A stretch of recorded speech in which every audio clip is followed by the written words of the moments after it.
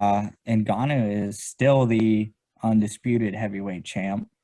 Well, I guess, does that mean it's like disputed now? It's disputed because there's an interim. I would think Because so. I mean, we live in a fucking clown world. Uh, none of these rankings and titles really genuinely mean anything, yeah. because like, say like TJ Dillashaw Hmm. just came back, 2-year layoff, Yep. steroids. That's why he was out for 2 years. Yeah, he got busted for steroids. Oh fuck! EPO. I didn't know that. Yeah, so then he fought Corey Sandhagen, and that was a title eliminator. So that meant the winner was getting a title shot. Dillashaw is gonna get a shot at Oliveira. Is that the same? No, Oliveira's lightweight. It's Peter What? Yan, or no, Oh, no, yeah. fucking Aljamain Sterling. I don't know, man. See, it's Aljamain Sterling, right? Is it? I mean, I don't know the different weight classes, like who's dominant in each, but yeah, last I remember, no, Jan lost the title to somebody in the last No, they're fight. 135. Yeah, Peter Yan, all these fucking Russian guys, Yan, the Nurmagomedovs. There's a guy Chimaev or some shit like that who's coming up. Kazmat, Hmm. Kazmat Chimaev. Yeah, these Russian Yeah, guys. When you're under Soviet thumb in Russia, you have no choice but to live hard life. and they're all those weird Dagestani, like Muslim Russian terrorist hill people. That They're a is- fucking they're a savage breed. Speaking of opiates, hell of a segue there, Danny. Let's get into news of the week. The You got some Sacklers, news? yeah, the Sacklers, these cocksuckers, the people on the behind the Purdue Pharmaceuticals and the opiates and the OxyContin. I guess they're about to get away with having to only give up like 3 or 4 of their $11 billion, right? And I guess how they're doing it is they because they have the company Purdue Pharma, they're able to say, oh, put all of these charges, all of these hundreds of thousands of lives in the opioid epidemic, the people, all these court cases, we're all going to charge this shit to Purdue Pharma. They've come up, Yeah.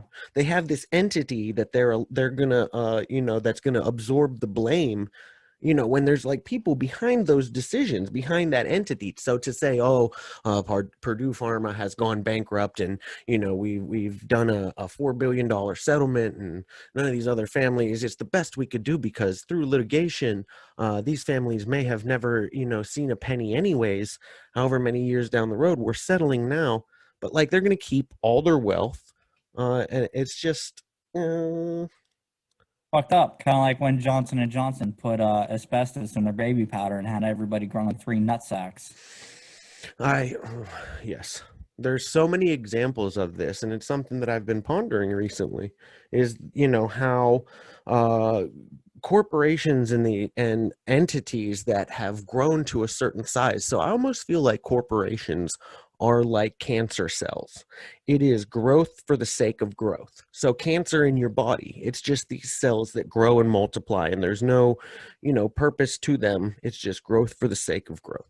When you think about corporations and like it, maybe the capitalist marketplace, overall, the primary function for these organizations is, to bring in more revenue and profit for their shareholders. Growth for the sake of growth. Why are we growing this thing? I don't know. It's just for money. And Bro.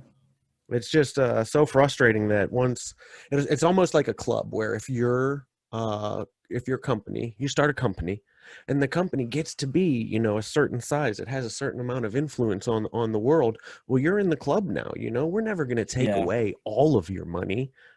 Well, the thing is that is the club is the part of it.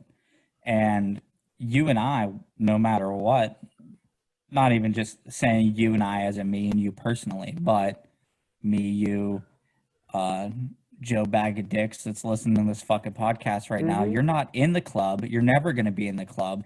No matter what business you ever start, Yeah. you'll never be in the club. The club is the problem. Yeah. Yeah, middle class. I mean, there's no way. I think like you can get in the club if you start a business and your kids through if it gets through a certain number, like maybe 2 or 3 generations. Eat a It's fucking baby while somebody's burning a fire in front of a giant owl statue. oh yeah. Yeah, what's that Yeah. called out there in The Bohemian Grove. Bohemian Grove? Bro, like 6 months ago, did you see Alex Jones' tour that he went on? He went ape shit. He went on Rogan. He went on Flagrant 2 with Andrew Schulz. Yeah. That is a wild ass episode. Because he starts I drinking. Oh, dude, he gets sauced up and starts spitting out crazy shit. He'd be like the interdimensional child molesting the vampires. The lizard people. But what's it called when you impersonate somebody? Oh yeah. Impersonate? Yeah, impersonate. I think impersonate is the word I'm looking for. This mutt. This old, stinking ass, raggedy mutt. Oh, old Juice Mang, he's getting thick. He's getting these lumps all over his body. But that's good. No, turning into a bowl of mashed potatoes in his old age. Who would have thought I'd be able to keep a creature alive for 13 years? That's pretty crazy. Yeah, it's nuts. I remember when I got him that a friend of mine told me that pit bulls live for 10 to 12 years. And thinking at that time, oh shit, what I got myself into. This is, hope he dies at 3 years old so I don't have to, do this for the next decade. And got him on medications now. So he's moving around a little bit better. Nice. Very good. But yeah, him being in the room here. He'll be on the video and possibly we'll hear him this entire episode. Episode 12. Ooh.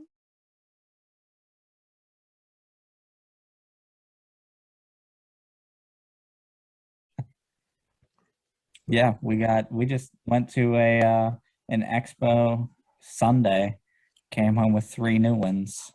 Pillows? No, spiders. Oh, spiders. And tell us, where do you happen to why did you bring spiders home, Danny? Oh, well, you should go onto the YouTubes, check out Tarantula Cartel. This is my girlfriend's Tarantula channel. And what can we find there? Well, I mean, she got like feeding videos. She got how to build habitats. Nice. Shit like that. For people who want spiders in their house. Yeah, for when you like spiders in your house. I like spiders in my house. I'm a plant guy. So whenever I see, I live in Florida, so frogs will get in sometimes. Lizards will get in through the door. And I'm okay with this, cohabitating with these creatures, as I know that they'll keep the insect population down. Yeah, we have to bring the insects in and then give them to the spiders. So they're part of the family. They're family members now. Exactly. Man, hey, named them all after rappers too. What are your spiders' names? We got Chris Webby. we got Cardi B. We got Riff Raff. I like that. He's a Venezuelan sun tiger, and that just sounded like a Riff Raff song. Maybe we'll get a shout out. This podcast will get big enough, and then we'll get a Riff Raff shout out that he put some sort of, they named they spider after me, so I poured a drink in my throat. I don't know. Yeah, that would be sick. I do like Riff Raff. He's a wild one. I like those rappers that are kind of out of control. If I get rich, I'll probably be most like Riff Raff. Oh, just with your spare time. If you had enough money to not have to work, you would have to do something with your spare time. Just make wild ass. Yeah, I would take pictures with like my shark grill, and then I would post billboards like up on 224 of me just laying with a bunch of money. Because I really do. And it's one thing that makes me hate cats. That when you kneel down and you degrade yourself to the point where you say, these words come out of your mouth. and then the fucking creature walks the other direction. I mean, I can't take that. I can dig it. Cats are extremely selfish. Hit him with the pss, pss, pss, pss, pss. Yeah. Oh, that'll make them come? Yeah. If Right in you your do bucket. it on their pussy.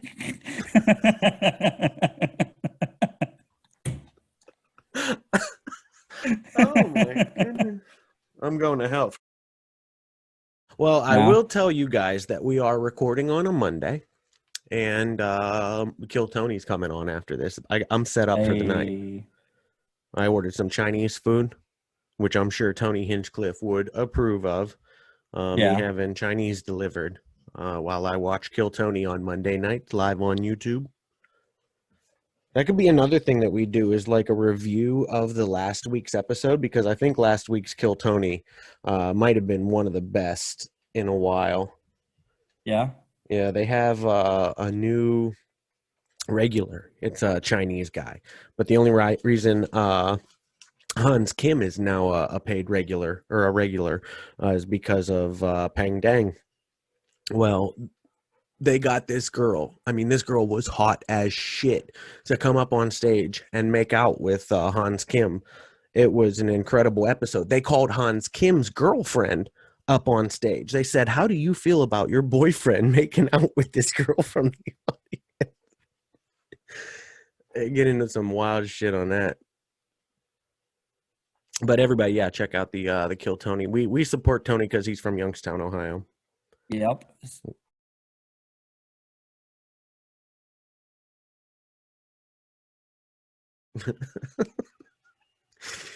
Oh man, this motherfucker. All right, hey, you know what I'm about to do? I'm about to listen to watch Kill Tony on YouTube every Monday night at 9 p.m. I'm about to smash an incredible amount of Chinese food, and I'm probably gonna roll a joint. So that's what I got going on before we get back into work, the work week. Outstanding. I'll pick up on Kill Tony. Yeah, it's tremendous. We can review it next week. That's what I spend my Monday nights doing. We appreciate you guys spending whatever time of the week it is listening to the Dead Mothers Club podcast. Rate and review. We love you. Bye, orphans.